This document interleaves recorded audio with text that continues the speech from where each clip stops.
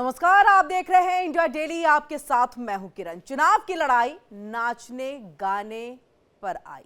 देखिए, बिहार में जैसे जैसे चुनाव की तारीखें पास आ रही हैं, तमाम राजनीतिक दल और उसके नेता, उनके सुर जो है वो बिगड़ते चले जा रहे हैं। बीजेपी से लेकर के जेडीयू और कांग्रेस से लेकर के आरजेडी तक सभी के नेता एक दूसरे पर आरोपों की बौछार करने में जुटे हैं। बुधवार को दरभंगा में एनडीए पर जमकर बरसने वाले कांग्रेस सांसद राहुल गांधी आज फिर बिहार में महागठबंधन की चुनावी रैली को संबोधित करने वाले हैं और नालंदा के साथ बरबीघा में भी चुनावी हुंकार भरने वाले हैं। देखिए, खास बात यह है कि नालंदा बिहार के मुख्यमंत्री नीतीश कुमार का गढ़ माना जाता है और आपको याद होगा कि कल भी राहुल गांधी ने प्रधानमंत्री मोदी और भाजपा सरकार पर जम करके निशाना साधा। कांग्रेस नेता ने दिल्ली में यमुना किनारे छठ पूजन करने को लेकर के भाजपा पर यह निशाना साधा और उसे ड्रामा करार दिया था। साथ ही प्रधानमंत्री मोदी पर भी बड़ा हमला करते हुए राहुल गांधी ने यहां तक कह दिया था कि चुनाव के लिए पीएम मोदी स्टेज पर डांस भी कर सकते हैं। तो वहीं देखिए कि राहुल के इस बयान पर अब एनडीए और खास करके भाजपा के नेता कांग्रेस सांसद पर हमलावर हो गए हैं, यानी कि राहुल गांधी पर हमलावर हो गए हैं। गिरिराज सिंह ने कहा कि राहुल गांधी खुद मोटरसाइकिल पर डांस कर रहे थे और किसके साथ कर रहे थे वो उनको भी पता है। डांस करने की आदत राहुल गांधी के खानदान की है।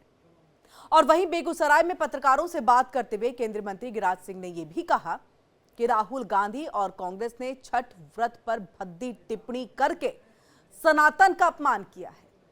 बिहार के लोग इसका जवाब देंगे। क्या कुछ गिरिराज सिंह ने कहा, सुनिए। ड्रामा बना रखा है।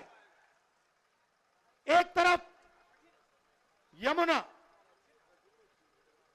उसको यमुना जी कहते हैं, मोदी जी कहते हैं, ड्रामा कर रहे हैं कि भैया देखो मैं यमुना जी में नहाया हूं। वहां पे कोई यमुना जी नहीं है, वहां पे तालाब है। नरेंद्र मोदी जी अपने स्विमिंग पूल में नहाने गए, तालाब में नहाने गए। उनको यमुना से कुछ लेना देना नहीं, उनको छठ पूजा से कुछ लेना देना नहीं।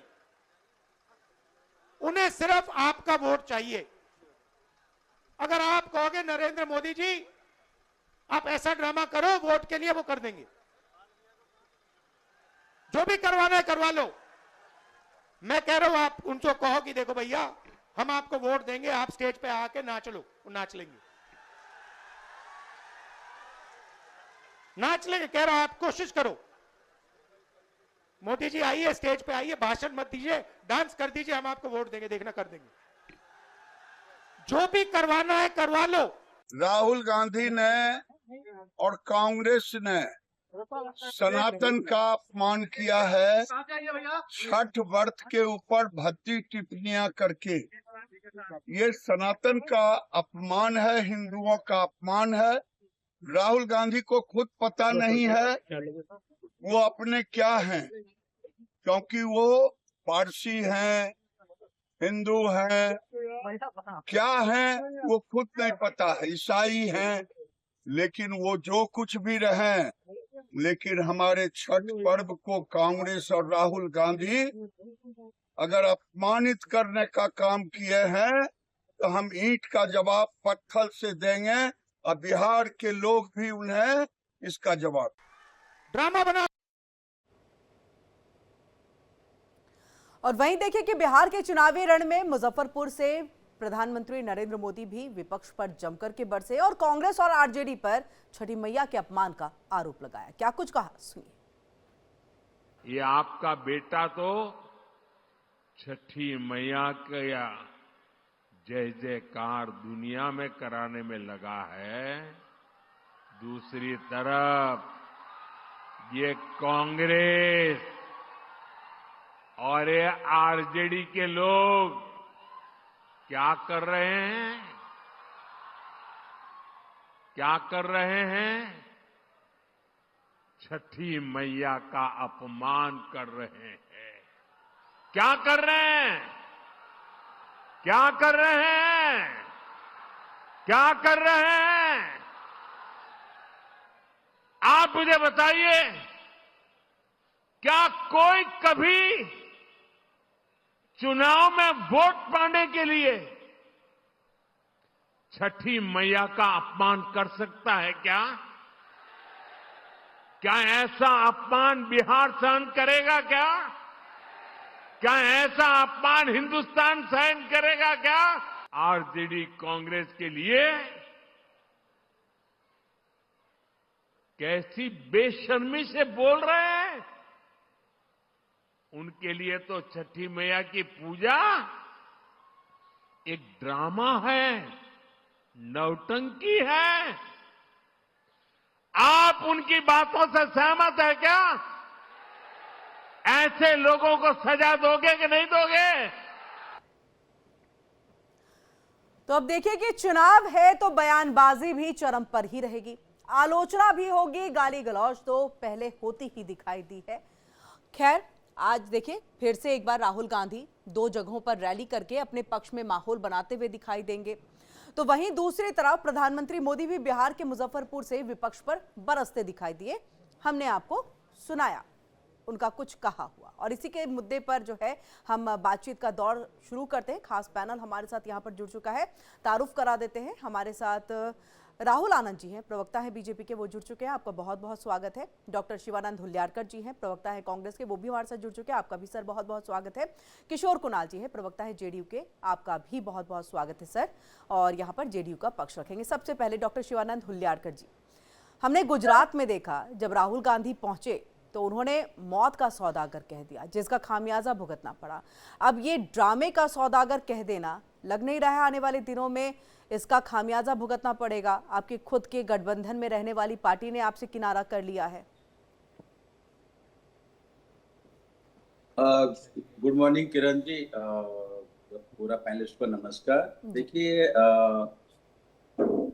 राहुल गांधी जी एलओपी हमारा नेता, अपकमिंग प्राइम मिनिस्टर, उन्होंने जो बोला है सत्य से बोला है। इसलिए नरेंद्र मोदी जी हमेशा ड्रामा करते हैं, और फोटो के लिए महाराष्ट्र में चीफ मिनिस्टर एकनाथ शिंदे जी को धक्का दिया, उसके बाद अजित पवार जी को धक्का दिया। मैं पुणे से आता हूँ, पुणे में नरेंद्र मोदी जी का सभा था, उधर एनसीपी का मिनिस्टर था, उसको भी धक्का दिया। उनको फोटो से प्यार है, बहुत बड़ा प्यार है। बीजेपी का कैबिनेट मिनिस्टर मिस्टर शेलार जी को धक्का दिया बॉम्बे एयरपोर्ट पे। ये सब ड्रामा है उनका, ये सब चलता मतलब है। प्रधानमंत्री जो करते हैं वो धक्का दे करके अपनी फोटो खिंचवाने के लिए आगे रहते हैं, ये आप कह रहे हैं सर?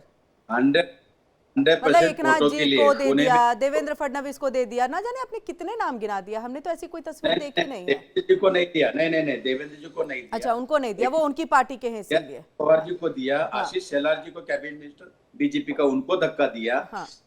उसके बाद महाराष्ट्र में मैं पुणे से था, पुणे मेट्रो ओपनिंग के लिए आए थे, वहां भी मेट्रो पे वो भी 30-35 फीट ऊपर बैठे हैं, ऊपर बैठ के सबको टाटा कर रहे हैं, उधर कोई भी नहीं था। मैं पुणे से आता हूँ, मेरे बगल में है, मैं एकदम। आप भी थे क्या उस रैली में उस वक्त जब वो टाटा कर रहे थे, नीचे या ऊपर, जहां पर भी मंच पे हो आप थे? वहां पर आप क्या करने गए थे सर? बीजेपी का नहीं है, मेरा भी प्राइम मिनिस्टर है, मेरे को अभिमान है। शुक्र है सर, आप इस बात को मान तो गए।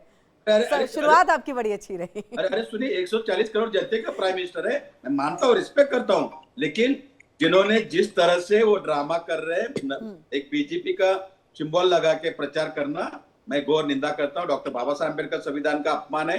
और जिस तरह से नरेंद्र मोदी जी छठ पूजा के दिन यमुना नदी में अगर पानी किसी ने पी लिया तो उधर ही जान जा सकता है, लेकिन उन्होंने उनके लिए एक सेपरेट हाउस बनाया, पानी का ड्रम रखा, उसके बाद पाइपलाइन लगाया, उसके बाद गर्म पानी लगाया, सोप भी लगाया, और ड्रामा किया, फोटो चेक किया था थर्मामीटर से कि पानी गर्म मतलब है या नहीं? आप गए थे सर, चेक किया था? देखिए किरण जी, मीडिया में मेरे भी बात से बनाने के लिए मत कहिए ना कि चुनाव है तो कुछ भी कह देना है। राहुल गांधी की तर्ज पे या उस राह पे आप भी बढ़ेंगे तो फिर कैसे चलेगा? आपको तो उनकी बात को किसी तरह से संभालना है, पर आप तो और ज्यादा झोल कर दे रहे हैं यहाँ पर। किरण जी, मेरे भी कुछ मीडिया में दोस्त लोग है, फ्रेंड सर्कल है, और बीजेपी में भी मेरे रिलेटिव बड़े बड़े पोस्ट पे है। 2 मिनट में वो लोग पता था, किसी को काम करने देते, सिर्फ अमित शाह और नरेंद्र मोदी, ये दोनों रंगा बिल्ला ही पूरा कब्जा करके बैठे हैं, कुछ भी किसी का काम नहीं करते। CBI, ED, income tax misuse करना, इलेक्शन अभी नया बीजेपी प्रवक्ता ज्ञानेश कुमार जी को लेके गद्दी ठीक है, चलिए डॉक्टर शिवानंद जी, एक इसी पे से जुड़ा हुआ एक क्वेश्चन और करके फिर बाकी मैं दोनों और प्रवक्ताओं का रुख करूंगी। एक इसी में सवाल ये है कि फिर तेजस्वी यादव की तरफ से इसको लेकर के या फिर राहुल गांधी के पक्ष में समर्थन में कोई बयान क्यों नहीं आया? क्या उन्होंने किनारा कर लिया है कि उनको लग रहा है कि भाई छठी मैया का इस तरह से अपमान कर देना, जिसको भुनाने में बीजेपी भी जुटी हुई है? आपने सुना, प्रधानमंत्री को भी सुना, गिरिराज सिंह को भी आपने सुना, पीछे क्यों हट गए हैं तेजस्वी? देखिए, तेजस्वी जी हमारे महागठबंधन का चीफ मिनिस्टर कैंडिडेट है और कुछ भी काम करना है तो हम पूरा महागठबंधन एक साथ है। राहुल गांधी जी बोल दिया तो पूरा महागठबंधन आ गया उसमें, ऐसा कोई अलग कोई नहीं है। नहीं, वोट चोर जो आप लोग आरोप लगाते हैं उसमें तो आप लोगों ने कई बार इस बात को रखा, या वोटर अधिकार यात्रा में दोनों साथ दिखाई दिए थे, फिर ये बयान में आप समर्थन देते हुए क्यों नहीं दिखाई दे रहे हैं? 100% समर्थन है। आप ट्वीट देखिए तेजस्वी जी का पूरा नहीं है, ऐसा बयान नहीं आया, आप मुझे दिखा दीजिएगा। मैं तब तक यहाँ पर आनंद जी का रुख कर लेती हूँ। राहुल आनंद जी, बात नरेंद्र मोदी जी 10 लाख का सूट पहनना है, 2 लाख का गॉगल पहनना है, 1 लाख का पेन जेब में डालना है। कौन सा गरीब है फर्जी डिग्री सर्टिफिकेट लेके वोट चोर गद्दी चोर 98 फिर से वही चीजें घुमाए जा रहे हैं करके। आज देखिए, 1 मिनट किरण जी, बिहार में गुजरात के आईएएस ऑफिसर को इलेक्शन चुनाव के लिए 10 आईएएस को क्यों चुना गया? अमित शाह का हाथ है। गुजरात की बात होगी तो हम आएंगे ना उस पे। आप भी गड़बड़ी करना चाहता है सर, गुजरात की जब चीजें आएंगी तो हम करेंगे ना उस पे। वो जेडीयू को खत्म करना चाहते हैं। अभी वेस्ट बंगाल से ऐसी खबर आई है। हम पूरी तरह से अलर्ट है और इनके ऊपर बिल्कुल सर, बहुत अच्छी बात है, लेकिन सर अलर्ट क्या, राहुल गांधी को भी रहने की जरूरत नहीं है, क्योंकि इसका खामियाजा भुगतना पड़ जाता है। बहुत उत्साहित हो जाते हैं क्या कि इस तरह की बयानबाजी करके निकल जाते हैं? देखिए, मुश्किल में आप आ गए हैं, बोलिए। आदरणीय देश के प्रधानमंत्री नरेंद्र मोदी सर 11 साल से है बिहार के लिए। मैं बीजेपी प्रवक्ता को पूछा जाऊं, 10 काम कौन सा अच्छा काम किया नरेंद्र मोदी जी ने? छिपाया 10 करोड़, 20 करोड़, 50 करोड़, 100 करोड़, 200 करोड़, 500 करोड़, 1 रुपए दिया नहीं।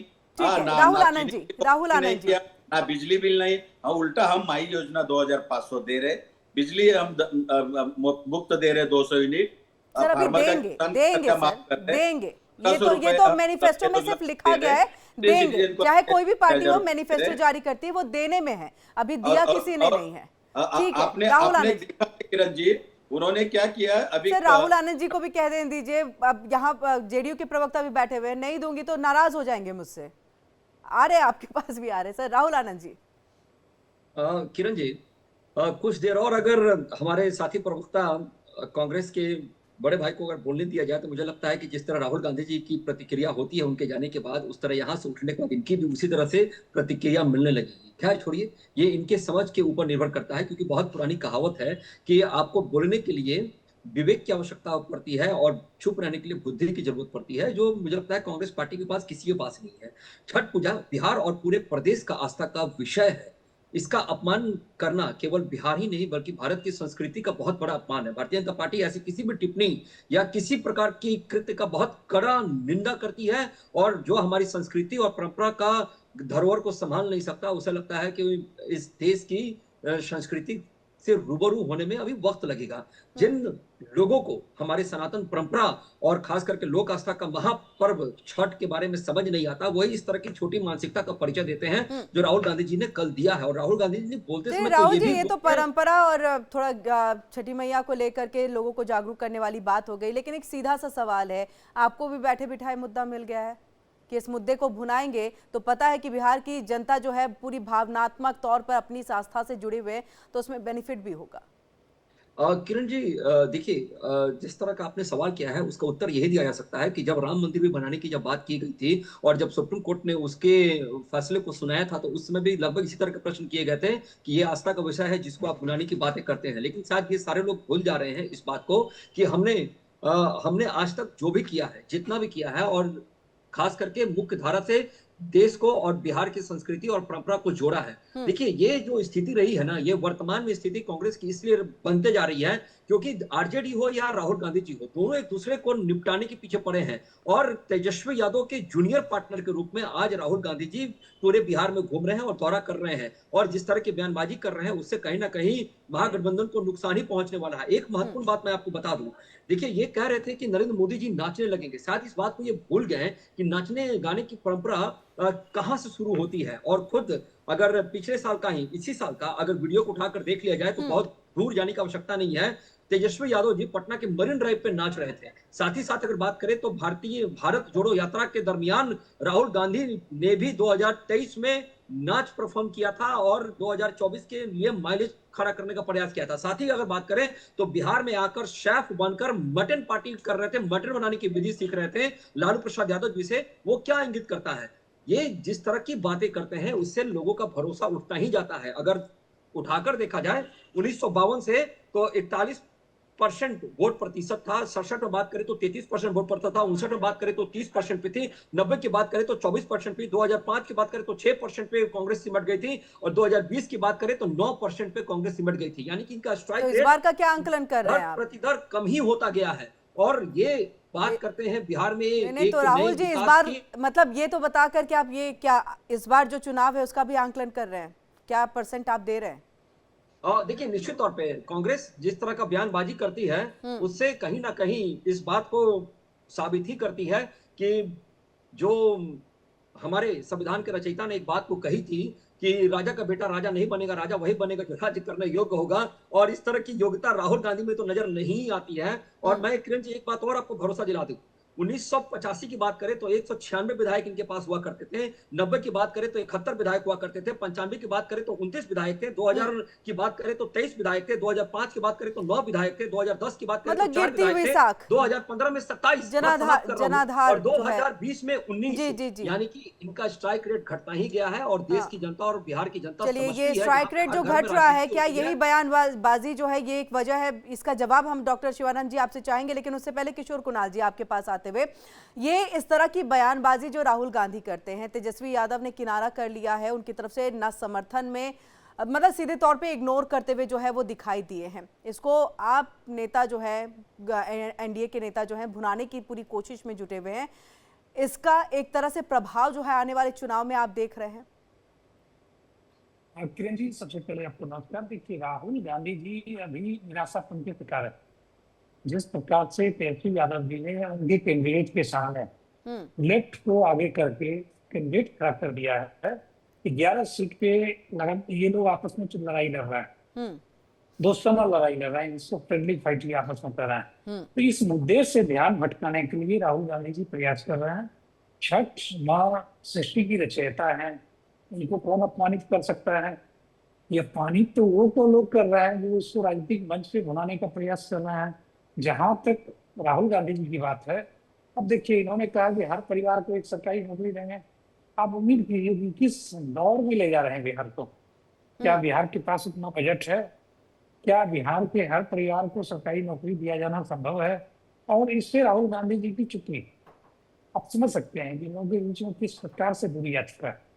क्या हर परिवार, और मैं एक चीज और बता दूं कि 95 के चुनाव में लालू प्रसाद यादव जी ने भी यही नारा दिया था कि हर परिवार को नौकरी देंगे, 15 रुपया में धोती साड़ी देंगे और 300 परिवार पे एक हॉस्पिटल खोलेंगे। उस नारे का क्या हुआ, उस घोषणा का क्या हुआ, बिहार की जनता जान रही है। ऐसी एक घोषणा जेडीयू की तरफ से शराबबंदी को लेकर के की गई थी जब शुरुआत किया था, तो महिलाओं का एक मिनट किशोर कुणाल जी, ये सवाल आप ही से है, इसी पे आप कंटिन्यू करिएगा।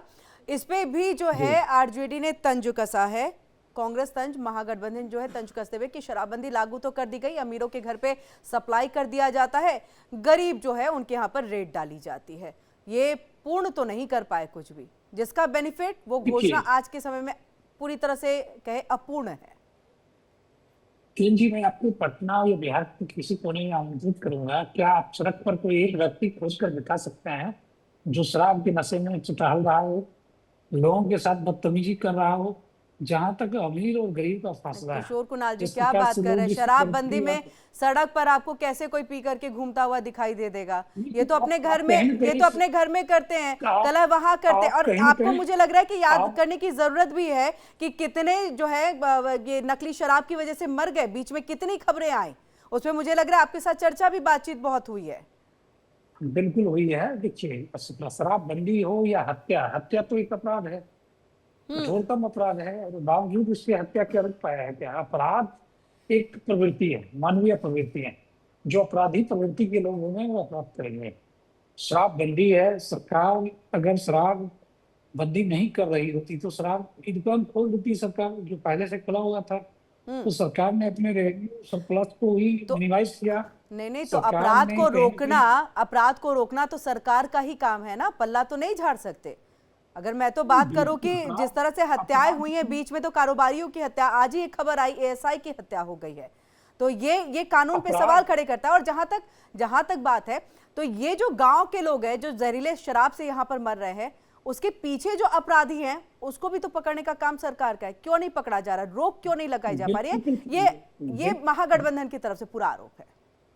बिल्कुल पकड़ा जा रहा है। इसके लिए आपको बिहार सरकार के पुलिस विभाग के सोशल मीडिया साइट्स को आप देख सकते हैं। जितने भी शराब के कारोबार में लगे हुए लोग हैं, उनकी संपत्तियां जब्त की जा रही हैं, बजाते उनका लिस्ट पब्लिक डोमेन में। पुलिस ने, डीजीपी ने लिस्ट बनाया है जिला वाइज, उनकी संपत्तियां जब्त की जा रही है। तो हम लोग ना सिर्फ शराबबंदी के बाद शराब कारोबार में लिप्त लोगों को अरेस्ट कर रहे हैं, उन्हें जेल के सलाखों तक पहुंचा रहे हैं, बल्कि उनके द्वारा अर्जित की गई संपत्तियों को भी सरकार जब्त कर रही है।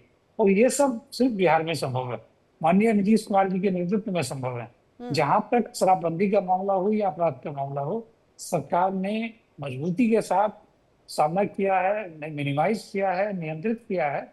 और जो छिटपुट घटनाएं होती आ रही हैं, उसमें जो भी लोग तो 100-100, 200 लोगों का मर जाना छिटपुट घटनाएं नहीं होती, छिटपुट नहीं होती नहीं, सर। ये पिछले आप नहीं लगाम लगा पा रहे हैं, ये साल- अलग बात है। नाकामियों को माना किया करिए, जनता भी इसमें फिर साथ देगी। जी, पिछले साल भर में कोई एक डेटा बता दें जहाँ पास 200 छोड़िए 20 लोग कहीं पे मरे हुए दिखे हो, तो साल भर का मैं बोल रहा हूँ। आप बस मुझे थोड़ा साल सा भर वक्त में दीजिए कोई सर, मैं अभी आपको निकाल बिल्कुल करके दिखाती हूँ। और आप एक साल की बात हाँ, कर रहे हैं हाँ। सर, मैं तो 3-4 महीने की पहले हाँ। की बात आपको जो डेटा निकाल के दूंगी। नहीं, आप निकालिए, आप मैं बिल्कुल निकालिए, बिल्कुल सर, आप आपको इसी निकालिए, मैं डिबेट में चाहूंगा मैं कि आप देती हूँ, नहीं तो निकालिए। पर्सनली मैं आपको शेयर जरूर करूंगी इसको लेकर के। डॉक्टर जी, शिवानंद जी, जी, जी। डॉक्टर शिवानंद जी, लगातार साख जो है वो गिरता चला जा रहा है। जिस तरह से बीजेपी राहुल आनंद जी की तरफ से जो है कहा भी गया, उन्होंने पूरा डेटा निकाल के दिया। क्या यही बहुत बड़ी वजह है कि आज आपकी तरफ से मुख्यमंत्री तो चलिए दूर की बात है, उसके रेस में तो कभी थे भी नहीं कांग्रेस, लेकिन उप मुख्यमंत्री तक का दर्जा जो है वो नहीं मिलता हुआ कांग्रेस के अंदर में दिखाई दे रहा है। साख गिरती हुई चीजें चली जा रही हैं, नाराजगी है, अंतरकला है, और इस तरह से आकर के स्टेज पर जो है बैठे बिठाए विपक्ष को मुद्दा, यानी कि प्रतिद्वंदी पार्टी को मुद्दा दे देना कहां तक सही है? क्रिकेट मैच है क्या? रेट वगैरह ऐसे ऐसे वो राहुल जी बता रहे हैं कि ये बीजेपी प्रवक्ता राहुल आनंद जी, इनको कुछ ज्यादा बिहार के बारे में मेरे को नहीं लगता नॉलेज है। मेरे मित्र किशोर जी है, जब जेडीयू के 20 साल से गवर्नमेंट उधर वहां पे है, जब नीतीश कुमार जी स्टार्टिंग में चीफ मिनिस्टर थे तभी कंट्रोल में आया था। जब से बीजेपी के साथ गठबंधन हुआ तब से क्राइम बढ़ गया है, भ्रष्टाचार बढ़ गया है, 70,000 करोड़ का भ्रष्टाचार हुआ है। मेरा रिपोर्ट नहीं है, क्या का रिपोर्ट है, ऑडिट रिपोर्ट है। इन्होंने बीजेपी और आरएसएस और जेडीयू ने मिलके 70,000 करोड़ का भ्रष्टाचार किया। शराब घोटाला हुआ, खेमका जी का हत्या हुआ, खेमका जी का 6 साल पहले उनका बेटे का हत्या हुआ, बिहार के चीफ जस्टिस के घर पे फायरिंग हुआ, तेजस्वी यादव जी के घर पे फायरिंग हुआ। उसके बाद देखिए शिवान में नंगे तलवार हुआ है। तो सवाल उसके बाद पूछा एक कुछ, आप महिला के पहुंच कहीं और गए। सवाल पूछा मैंने कांग्रेस की गिरती साख को लेकर के, इस तरह की बयानबाजी को लेकर के, आप पहुंच गए कि बीजेपी अच्छा, के साथ मिलकर के जो सर क्राइम पे तो पूछ लिया ना हमने किशोर कुणाल जी से, क्राइम पे पूछा जी तो जी जी हाँ। जी क्या क्वेश्चन था किरण जी? मेरा ये था कि जो साख आपकी गिरती कांग्रेस की चली जा रही है, जिस तरह से कहीं ना कहीं बिहार के अंदर में एक वर्चस्व था, आज के वक्त में वो वर्चस्व खत्म है। और यही वजह है कि सीएम तो बहुत दूर की बात, डिप्टी सीएम के भी पद पे आपकी तरफ से कोई जो है नेता का नाम जो है वो सामने नहीं आया। मुकेश सहनी को वो मौका मिल गया, और आप लगातार जिक्र करते हैं एक माइनॉरिटीज में भी आएंगे। किरण जी, ये तो टेलर है, पिक्चर अभी बाकी है।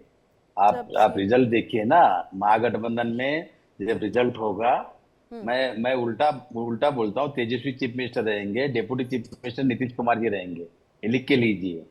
क्योंकि आने वाले दिन में हमारा जो ट्रम्प कार्ड है, हम अभी चैनल पे नहीं बोल सकते ना। अरे हम भी राजनीति खेलते हैं, सेंट्रल में हमको गवर्नमेंट बनाना है, मोदी को हटाना है, भ्रष्टाचारी सरकार को हटाना है, और चोर गद्दी चोर, सीबीआई, ईडी, इनकम तो टैक्स कितना मिसयूज सर, कर रहे हैं, भ्रष्टाचारी कितना सरकार मिसयूज। की आप बात करें, वो तो नीतीश कुमार की सरकार है ना, वो तो नीतीश की सरकार है। आप उनको अपने में मिलाने की बात कहते हैं, मतलब आपके यहाँ आएंगे तो वही वॉशिंग मशीन जिसका जिक्र आप करते हैं, क्या वो हो जाएंगे नीतीश कुमार उसमें जाते हुए? किरण जी, चुनाव होने के बाद स्पष्टता होगा, महागठबंधन का चीफ मिनिस्टर बनेगा, कौन बनेगा, क्या बनेगा, हमने ऑलरेडी डिक्लेयर कर दिया। तेजस्वी यादव जी चीफ मिनिस्टर बनेंगे, जेडीयू के उसमें नीतीश कुमार जी का जो बेटा है वो भी डेप्यूटी चीफ मिनिस्टर बनेंगे, और सेंट्रल में इंडिया गठबंधन राहुल गांधी जी को सपोर्ट करेगा, हमारा नेता है जवाब लूंगी। राहुल जी जल्दी से अपनी बात को रखिएगा, ठीक है?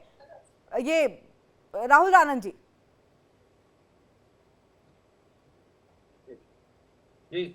किरण जी कह रहे हैं कि उप मुख्यमंत्री जो है नीतीश कुमार बनेंगे। देखिए, शायद इन्हीं सब वजह से आज जो कांग्रेस के हालात है वो बिगड़ते जा रहे हैं। देखिए, कांग्रेस गुजरात में 30 वर्ष से सत्ता से बाहर है, तमिलनाडु में 58 वर्ष से बाहर है, यूपी में 35 वर्ष से बाहर है, त्रिपुरा में 33 वर्ष से बाहर है, बंगाल में 48 वर्ष से बाहर है, ओडिशा में 25 वर्ष से बाहर है। और देखिए, ये जो बातें करते हैं ना, लगातार तथ्यों के आधार पर बातें नहीं करते हैं, ये 70,000 करोड़ की बातें करते हैं। शायद वो भूल जा रहे हैं कि तेजस्वी यादव जी के ही एक विधायक इसके मुखिया है, यानी लेखा जोखा जो है उन्हीं के पास है, भाई वीरेंद्र जी के पास। आप उनसे क्यों नहीं रिपोर्ट मांग लेते हैं? ये सारी यूसी यानी कि यूजर सर्टिफिकेट की बात होती है, जब वो जमा हो जाएगा तो सारी विवादें दूर हो जाएंगी। दूसरी एक सबसे महत्वपूर्ण बात मैं पूछना चाहता हूं अपने साथी प्रवक्ता से कि क्या ये संभव है कि जब इनकी सरकार बन भी जाती है, दुर्भाग्यपूर्ण, तो ये वक्फ बिल का अमेंडमेंट करके बदल देंगे बिहार के अंदर? ये तमाम ऐसे हरकतें कर रहे हैं जिससे सिर्फ और सिर्फ इनको गद्दी चाहिए, और जो एमवाई समीकरण की जो बातें करते हैं वो एमवाई समीकरण पर इनकी राजनीति टिकी हुई है, उसके बिना ये जीरो है बिहार के अंदर, और उसको लुभाने के लिए, ललचाने के लिए ये गिनाने का प्रयास कर रहे हैं कि हम आएंगे सत्ता में तो क्या करके देंगे। लेकिन किरण जी, मैं समाप्त कर रहा हूं, लेकिन शायद ये भूल जा रहे हैं कि इनके मैनिफेस्टो में जब आया था तो इनके कांग्रेस के कोई बड़े नेता नहीं थे, यहां तक कि जब पूछा गया कि राहुल गांधी कहां है, रमेश राम जी कहां है और कृष्णा अल्लावरू जी कहां है, तो पता है क्या सुनने को मिला? अरे बड़ी मुश्किल से तो अखिलेश जी को लेकर आए हैं, छोड़िए ना उन लोगों को।